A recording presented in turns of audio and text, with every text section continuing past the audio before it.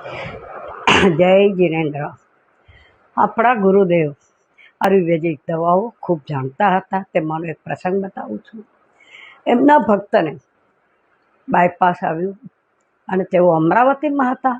અહીંથી ફોન કરી અને વાત જણાવી કે આ પરિસ્થિતિ છે, ભાઈ તમે ગુરુદેવને પૂછી અને અમને બતાવો કે અમારે શું કરવું. ત્યારે એમને જે દવા લખાવી છે આજે હું તમને બધાને બતાવું છું અને એનાથી બેનના એક બ્લોકેજ નીકળી ગયા. સવારના પોરમાં 1 ચમચી આદુનો રસ, 1 ચમચી મધ, 5 થી 6 ટીપા તમારા સંચળ લીંબુના અને સંચળ 1 ચપટી નાખવાનું અને તેની અંદર દાળ શાકમાં નાખવાનો સોડા. એ સોડા ચણાની દાળ જેટલો નાખી અને તેમને ચટાડી દો. 4 દિવસમાં બધા બ્લોકેજ બહાર નીકળી જશે અને નળી સાફ થઈ જશે. અને જેને આ પ્રોબ્લેમ નથી તે અઠવાડિયામાં 1 દિવસ આ શરબત પીવાની ટેવ પાડી દો. કારણ કે ચાટવું જરાક તીખું લાગે છે અને એસિડિટી એ થોડી થાય છે.